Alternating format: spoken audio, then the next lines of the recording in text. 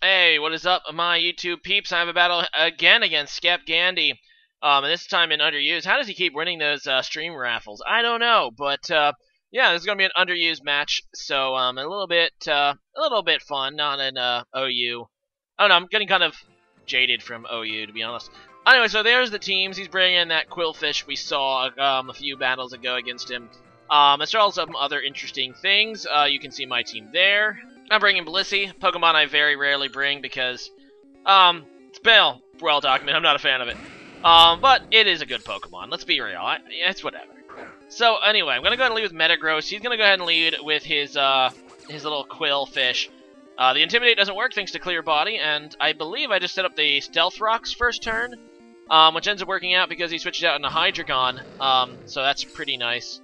Because no, I don't. I'm stupid and go for the Zen Headbutt. That's right. I decide to try to go for it, and it backfires. Never mind, I don't set up Stealth Rocks. It must not be until later. He's going to go ahead and pop off the Z move, though. And, yeah, so he's going to go for a Devastating Drake. So I'm assuming this is either Draco Meteor. I mean, typically you'd go with Z Draco Meteor or like a Z Dragon Pulse, just for the extra power on the Z move. So I'm assuming this is a Z Draco Meteor. But look how little that does. If it's the one thing that this fat pink blob thing can do, it's absorb special hits, and yeah, that is pretty amazing. And considering Hydreigon is one of the strongest special attacker in the game, using his strongest moves, so that's awesome. Anyways, just gonna go for the Seismic Toss. He's going into Primeape, which is actually a major threat to the team I brought. I actually have 3 Pokemon weak to fighting, and here I go into Crobat, and he's gonna predict this, and I kind of figured a Rock move might be coming on this turn, predicting Crobat, knowing that I pretty much have to go out into it. And unfortunately, he also gets the crit, so I'm down to 4 HP.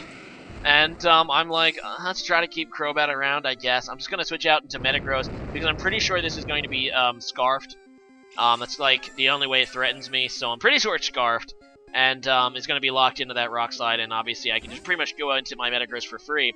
And this time, set up Stealth Rock, so that's what I do. Now I'm going to be smart, and just go ahead and set up those entry hazards as he switches out into his Hydreigon again. And yeah, so he can carry Flamethrower, he can carry Earth Power. Both of those things threaten me, so I believe I try to switch out. He goes back into his Primeape, and ends up being a great switch for him because I try to go right back into Blissey, and that was a, like I said, a really, really solid double switch. And I'm just going to go into Crobat to sack it off. It's at 4 HP. It doesn't even matter. He's probably just going to lock himself into close combat, knowing that even with the X4 resistance Crobat has, it's going to kill him at this point anyway. And that's fine. I knew that he was just going to go for close combat, but I just needed to sack something so I get a safe switch, because nothing I have on my team takes his close combat well, which really, really actually hurts. Because this thing is basically the perfect revenge killer against me right now, and it's going to be a major problem. So, in comes his Hydreigon again, as I go into my Sharpedo, and I just go for the safe protect. Obviously, he's going to switch out. It doesn't do anything, but I know I can't kill this Hydreigon at this range, even if I Mega Evolve. I do have Ice Fang, though. But Ice Fang does about, I think, 77 to 90, according to my calc, percent to a standard Hydreigon. I think that was about the range, so it only took one thing of Stealth Rock damage. I'm not confident I can KO at this range, so I'm just going to go back into Blissey, which pretty much hard walls this thing. And now he's going to go into his Voltsword Fish again, his, this Quillfish. He gets the Intimidate off my Blissey. Obviously, that doesn't matter.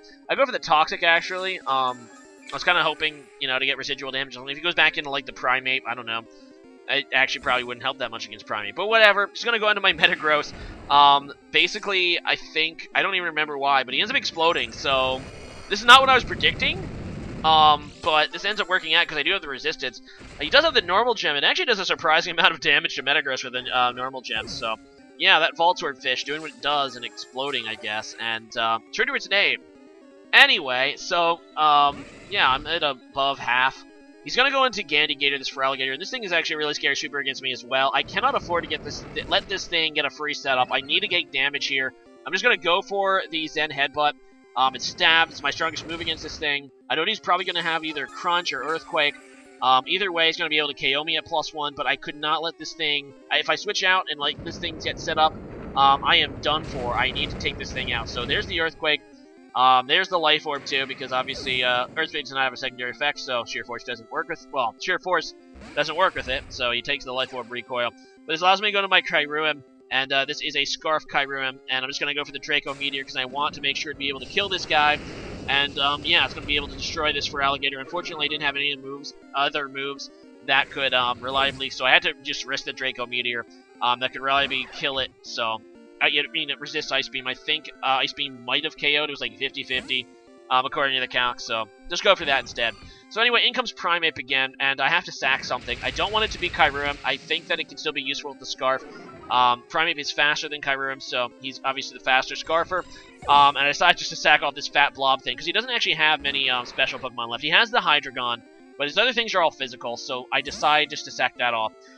He is going to go and switch out into the Hydreigon now as I go out into my Sharpedo, and it takes another bout of Stealth Rock damage. Looking at my calc, it's going to be, I mean, if I try to go for the Ice Fang now, it'll probably be like 50-50. I want this thing to take one more thing of Stealth Rock damage before I really feel comfortable going for the Ice Fang. So I'm just going to go into my Mienshao, hoping that he might go for a Dark Pulse, actually, but I don't know why I would think that, because it's resisted by my guy, but I don't know.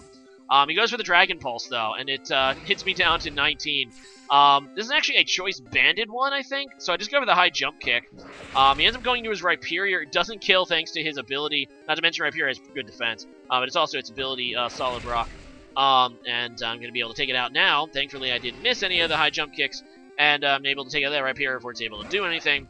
And in comes his Primeape again, which can obviously outspeed me. Unfortunately, I didn't carry Fake Out in this thing, so it's not like I could have used my Mienshao to, like, check this Primeape as it tries to revenge kill me. I'm just going to let it die now, and this is my chance. I know that Hydreigon is hopefully in range of an Ice Fang, so after the next Stealth Rock damage, so I feel comfortable just trying to set up here. I just play it safe with the Protect.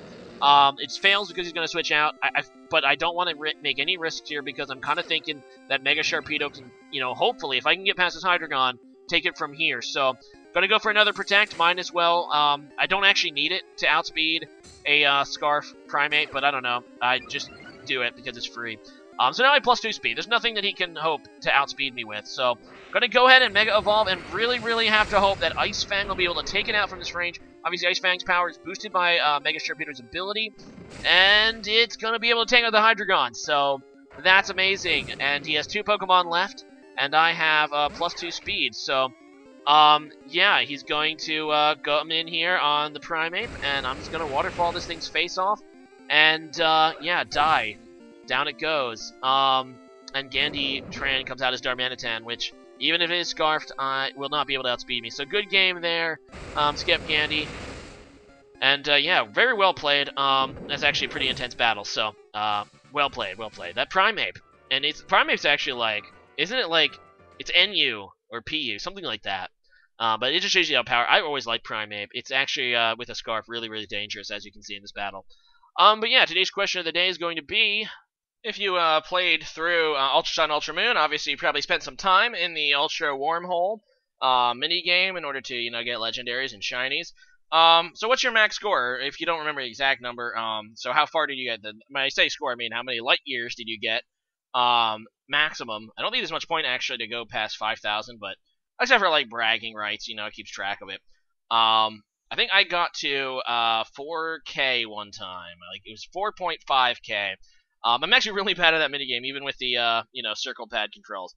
Plus, I didn't play it that much, because the only reason I was actually playing it is to unlock the music tracks, for my Wi-Fi battles. But, yeah, so there's the question of the day. Obviously, some of you guys probably haven't played USUM, or, just don't care for that minigame. I mean, I don't really care for it either, but, I don't know. I couldn't think of anything. So there you go.